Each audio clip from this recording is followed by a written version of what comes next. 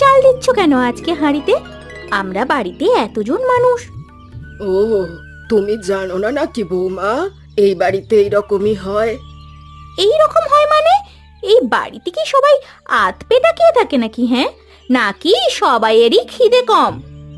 কেন, তুমি কি বাপের বাড়ি থেকে শ্বশুর বাড়িতে শুধু খেতে এসেছো নাকি? কাজ করতে হয় বৌমা, কাজ করতে শেখো। কাজ করার জন্যই এসেছি মা, সেই কথা আমাকে বলতে হবে না। কিন্তু আমি বলছি যে একটু বেশি খেলে কি কারোর ক্ষতি হয়ে যাবে? সবাই তো সারাদিন কত খাটাখাটনি করে। খাটাখাটনি করে তো আর ঘরের চাল বেড়ে যাচ্ছে না। সবকিছু অনেক যত্ন করে জমিয়ে রাখতে হয় গো। সে তোমরা বুঝবে না। তোমরা কি ভাবছো আমি জানি না? তবে আমরা মিলেমিশে থাকি। একটু কম রান্না করলে সবাই মিলে একসাথে ভাগ করে খাওয়ার আনন্দ পাওয়া যায়। সেই শিক্ষা কি আর তোমরা পেয়েছো? তোমরা তো এত কিছু জানোই না। এটাকে লোকে কিপটেপোনা বলে মা। এইটুকু খেয়ে কারোর পেট ভরবে না। থাক থাক, তোমার সাথে আমি এই বিষয়ে কথা বলতে চাই না। তোমাদের হাতে সংসার দিলে দেখছি আমার সংসারটা একেবারে মাটি হয়ে যাবে। ভিটে মাটি বিক্রি করতে আর বেশি সময় লাগবে না। যাও যাও, তোমরা এখন এখান থেকে যাও দেখি। আমি তোমাদের কথায় বেশি খরচা করতে পারবো না। আর হ্যাঁ, কান খুলে শুনে রাখো, আজ রাতে সবাই একটা করে রুটি পাবে। এর থেকে তো বেশি খেতে জেলখানাতেও দেয় মা। তাহলে জেলখানাতেই গিয়ে থাকো না, আমার বাড়িতে এসেছো কেন? এই বাড়িতে থাকতে গেলে আমি যতটা যাকে বরাদ্দ করে দেব ততটাই তাকে খেতে হবে। তার থেকে বেশি যাওয়া যাবে না। এখন যাও, বিদেয় হও দেখি চোখের সামনে থেকে। বেশি পাকা পাকা কথা বলো না, আমার একদম পছন্দ নয়। এই জীবনে একটু শান্তি নেই, বুঝলি তো। সকালবেলায় ঘুম থেকে উঠে আবার দুপুরবেলা ঘুম পেয়ে যায়, ভালো লাগে না। এই সত্যি। আর তাছাড়া এই গরমে কি মানুষ কোনো কাজ করে? গরমে একদম কাজ করতে ভালো লাগে না। আর তাছাড়া কাজ করে কি হবে ভাই? মা তো আছে, এনে খাওয়াচ্ছে, আমরা খাচ্ছি। কিন্তু যা খেতে দেয় তাতে তো আমার পেট তো কথা শোনে না। তার তো একটা ব্যবস্থা করতেই হবে। কিন্তু ওই যে মহেশকে দেখতে পাচ্ছিস তো, সারাদিন গাধার মতো কাঠ কেটে যাচ্ছে। আবার আমাদের দেখবি জ্ঞান দেবে যে আমরা কোনো কাজ না করে বসে আছি। বেটা, ওর টাকাতে আমরা যে পায়ের উপর পা তুলে সকালে দুপুরে ঘুম দিয়ে ভুঁড়ি বানাচ্ছি, সেটা তো বুঝতে পারছে না। এই জন্যই বলে কলুর বলদ। বুদ্ধি নেই, শুধু কাঁধে বোঝা নিয়ে ঘুরে বেড়ায়। এই কাঠগুলো কেটে নিয়ে আবার কত দূরে সেই শহরে বিক্রি করতে যাবে আজকে বিকালেই। আর তারপর কালকে এত কষ্ট করে রোজগার করা সব টাকা এনে মায়ের হাতে তুলে দেবে।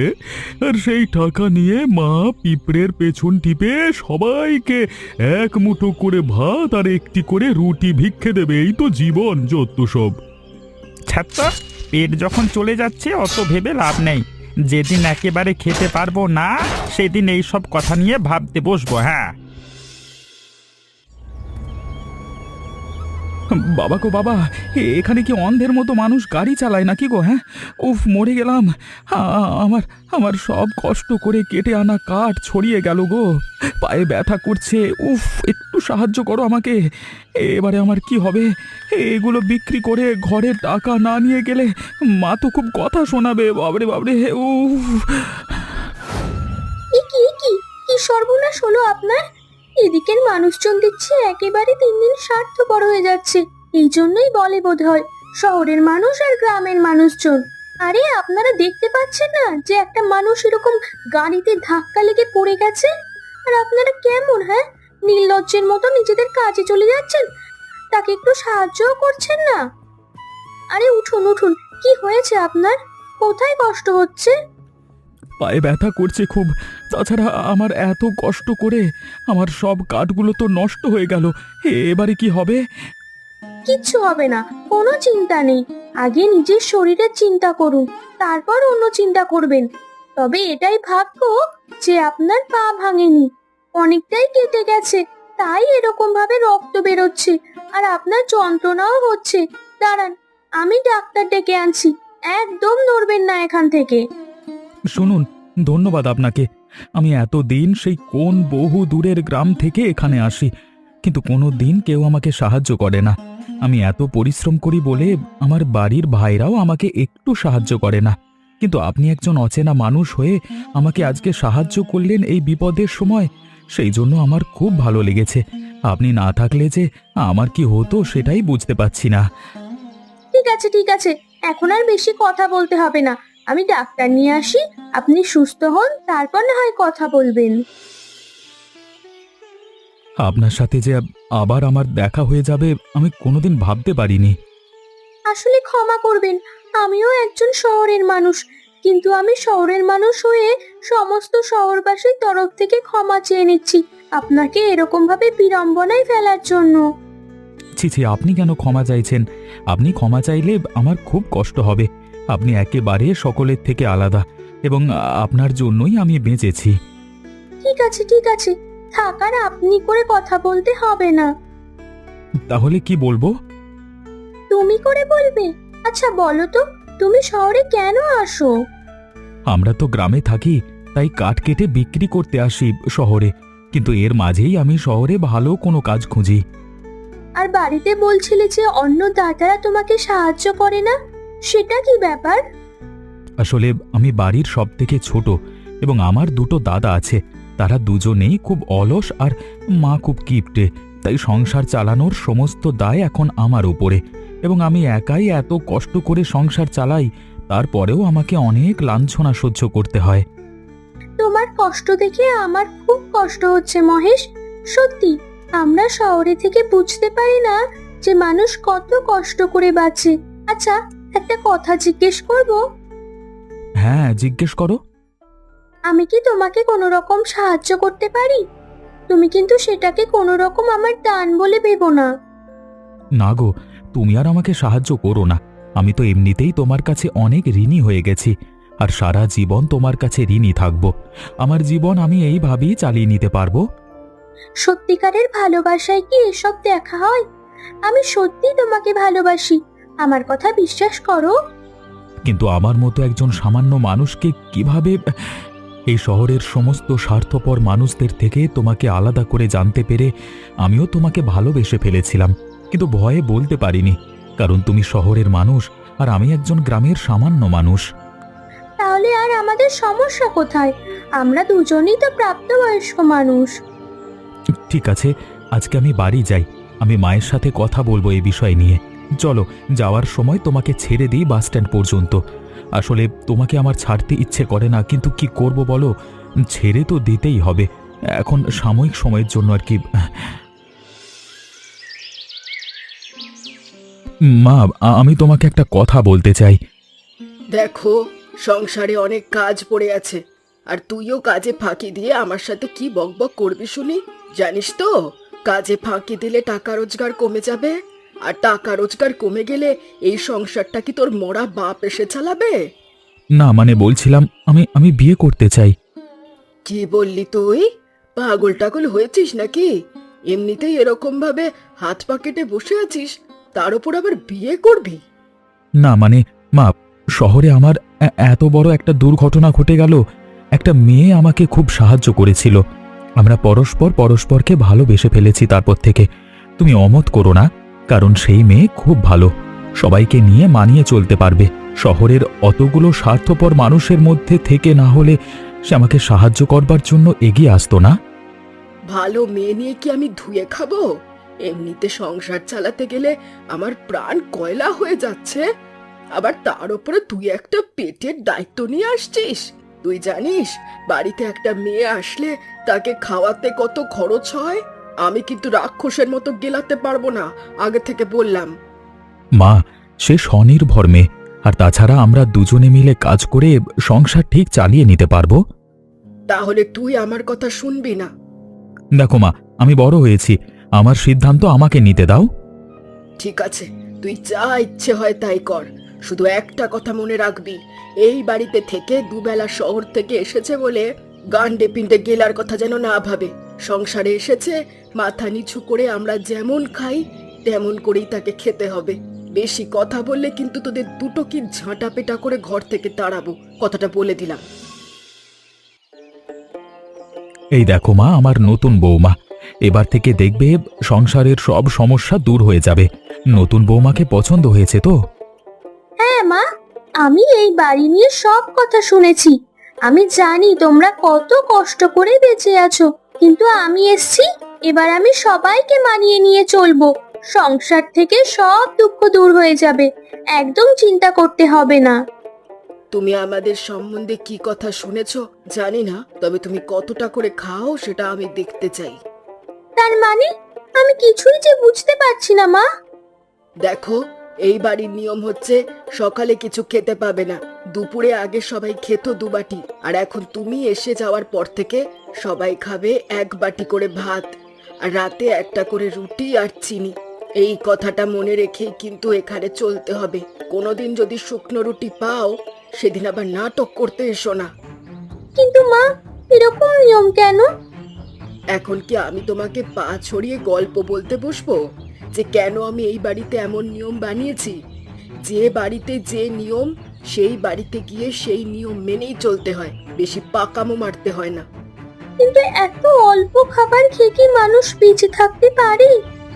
দেখেছিস তো মহেশ, আমি জানতাম শহর থেকে আসা মেয়ে আমার কথা শুনবে না। কেন, এই বাড়িতে আর মানুষগুলো কি মরে গেছে নাকি? তোমার মতো তো আরো 2টো মেয়ে মানুষ এই বাড়িতে দুবেলা খেটে খুঁটে খেয়ে পড়ে বেঁচে আছে। বেশি নাক নাড়তে আমার সামনে এসো না, হ্যাঁ? তোমার বিষ ধাত ভেঙে দিতে আমার বেশি সময় লাগবে না। যত সব শহুরে নাটক।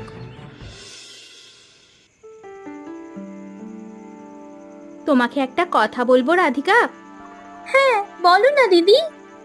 তোমাকে দেখেই বুঝেছি তুমি খুব ভালো মেয়ে, কিন্তু মরতে তুমি এই বাড়িতে বউ হয়ে এলে কেন? তুমি শহরের মেয়ে, কত ভালো বাড়ির বউ হয়ে যেতে পারতে। এই বাড়িতে তো সারাদিন শুধু কষ্ট আর অপমান সহ্য করতে হবে তোমাকে। আসলে আমি আমার মানুষটাকে দেখে এসেছিলাম। সেই সব দেখে তো আমরাও এসেছিলাম, কিন্তু এখন দেখছি আমাদের মানুষ দুটো কুড়ে, আর শাশুড়ি হচ্ছে 1 নম্বরের হাড় বজ্জাত কিপটে। দেখলে তো তোমাকে কি রকম ভাবে কথা শোনালো। আচ্ছা, তোমাদের কষ্ট হয় না এইভাবে চলতে? ও দিদি, তুমি কেন কথা বলছো না? কি আর কথা বলবো রাধিকা, এই সব কষ্ট দুঃখ সহ্য করতে করতে আমি একেবারে জমে পাথর হয়ে গেছি। কিন্তু তাই বললে তো আর হবে না বলো, আমাদের তো একটা বিহিত করতেই হবে। সারা দিন খাটাখাটুনি, তার উপর আবার ওইটুকু খাবার।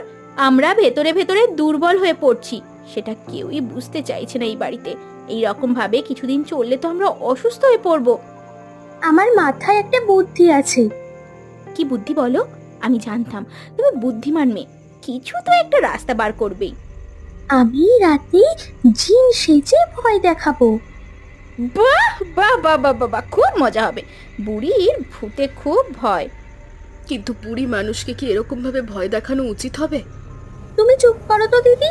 তোমরা যা দুঃখ কষ্ট সহ্য করার করেছো, ঠিক আছে, কিন্তু এই অযৌক্তিক আর অনৈতিক দুঃখ কষ্টে আমি এই সংসারকে ফেলে রাখতে পারবো না। আমি এখন এসে গেছি, আর আমরা 3 বোন মিলে এই বাড়ির নিয়ম বদলে তবেই ছাড়বো। ঠিক আছে, আমি রাজি। তাহলে কাল রাতেই করা যাবে। চলো এখন সবাই নিজের নিজের ঘরে চলে যাই, না হলে বুঝতে পেরে যাবে আমরা গোপনে কোনো পরিকল্পনা করছি। হ্যাঁ হ্যাঁ, চলো চলো চলো, এমনিতেও সারাক্ষণ আমাদের উপর নজরদারি করছে।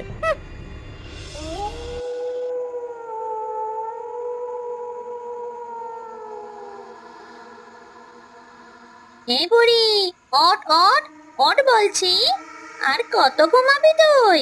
গলা টিপে তোর রক্ত খাবো আমি। কে রে বাপ? কে কে তুই? কেন কেন আমাকে চিনতে পারছিস না? আমি মানুষের পেটের ভিতর থাকি। মানে আমার কাছে কেন এসেছো তুমি? আমি হলাম পেটের ভিতরে জিন। এই বাড়ির লোকজনেরা অর্ধেক খেয়ে থাকে তোর অত্যাচারে। তোর ভয়েতে তারা মুখ খুলে কোনো কথা বলতে পারে না, তাই আমিও পেটের ভিতরে অভুক্ত হয়ে থাকি। আমার রাগ হয়েছে, তাই আমি ঠিক করেছি আমার খিদে মেটাবো তোর রক্ত খেয়ে। আয় বুড়ি, আয়। না মানে বিশ্বাস করো, আমাকে ক্ষমা করো, ক্ষমা করো আমাকে। ক্ষমা করবো তোকে? কি বিশ্বাস করবো তোকে? তুই ইচ্ছে করে তোর বউদের অর্ধেক খাওয়াস।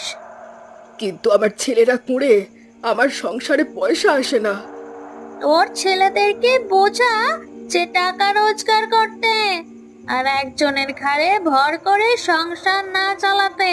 যদি বোঝাতে পারিস তাহলে বেঁচে যাবি, আর যদি বোঝাতে না পারিস তাহলে তোর মুন্ডুটাকে আমি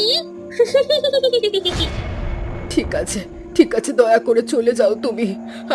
আমি এই বুড়ি মানুষ, আমার উপরে অত্যাচার করো না, আমার উপরে অত্যাচার করো না গো।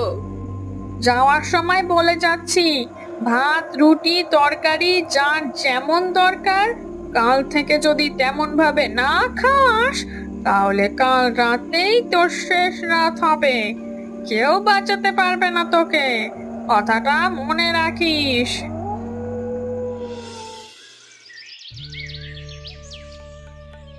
বলছি মা, আজকে কি আকাশে সূর্য ওঠেনি? কেন বৌমা, উঠেছে তো, আমি তো দেখতে পাচ্ছি। কিন্তু আমি তো থালায় অন্যরকম জিনিস দেখতে পাচ্ছি।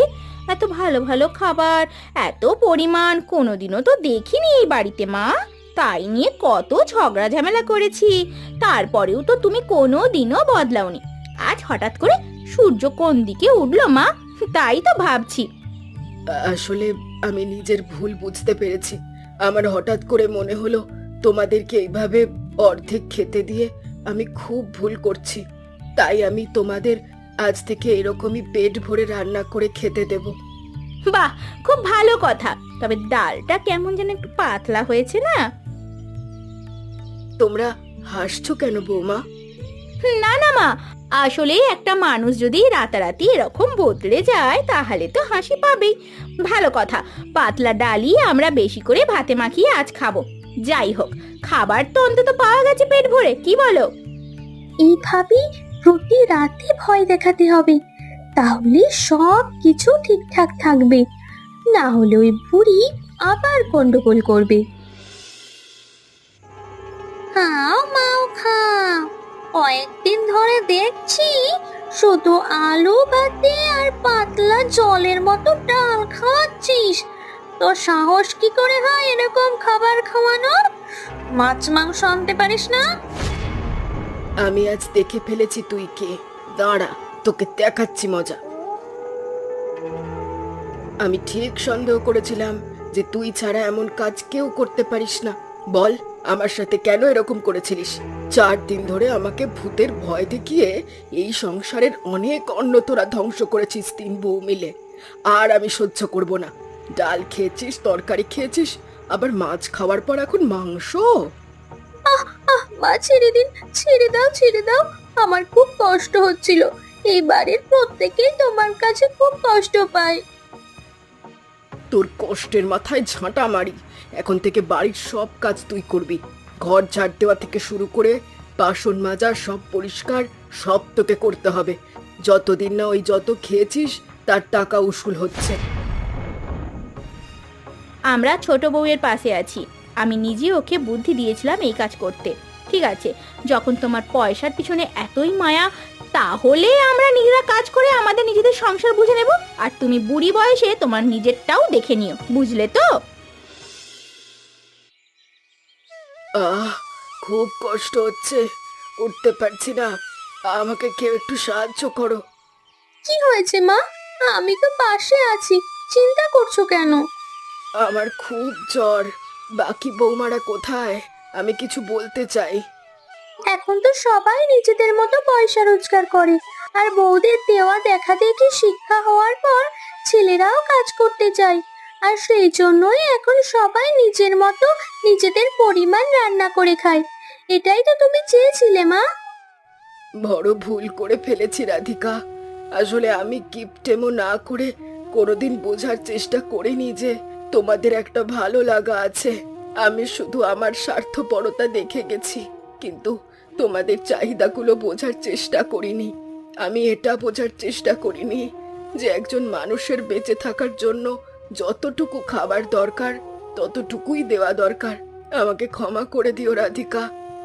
আমি জানতাম তুমি একদিন বুঝতে পারবে, তাই আমি বেশি চিন্তা করিনি। কিন্তু আমি তোমাকে ভুল করে মেরে ফেলেছি। মা তো মেয়ের গায়ে হাত তুলবেই, তাতে রাগ করার কি আছে? আমি আপনার উপর রাগ করিনি, চিন্তা করতে হবে না। আজ দিদিরা আসলে আমি বলে দেব যে তুমি যতদিন না সুস্থ হচ্ছ ততদিন কাজে যেতে হবে না। আমরা তিনজন মিলে তোমাকে সেবা করে সুস্থ করে তুলবো। সত্যি বলছো তুমি? তোমরা আমাকে সেবা করবে? হ্যাঁ, তাছাড়া আর কি করবে? তুমি এসে সত্যি আমাদের সংসারটাকে বদলে দিয়েছো। তুমি যেমন স্বনির্ভর, তেমন বাকি দুই বৌমা স্বনির্ভর হয়ে নিজের যোগ্যতা অনুযায়ী কাজ করছে। কিন্তু আমার সব থেকে বড় কথা, মহেশ ছাড়া বাকি দুজন ছেলে সারাক্ষণ শুধু ঘরে বসে থাকতো। তারাও এখন কাজ খুঁজে নিয়ে কাজে যাচ্ছে। আর আমাদের বাড়িটাকে কেউ কিপ্টে আর কুড়েদের বাড়ি বলবে না। এখন বড় ইচ্ছে করছে আরো কয়েকটা দিন সুস্থ হয়ে তোমাদের সাথে মিলেমিশে একসাথে একটা গোটা পরিবার হয়ে বেঁচে থাকার আনন্দ নিতে। এই বুড়ো বয়সে আমাকে তোমরা শেখালে যে কিভাবে জীবনে বাঁচতে হয়। আচ্ছা, তোমরা বলতে পারবে যে আমার সাথে মহেশের প্রথম কিভাবে দেখা হয়েছিল? উত্তরটা কিন্তু তোমরা কমেন্ট করে জানিও। আর হ্যাঁ, আমাদের গল্পটা কেমন লাগলো অবশ্যই জানাতে ভুলবেন না, এবং বন্ধুদের সাথে শেয়ার করে সাবস্ক্রাইব করো।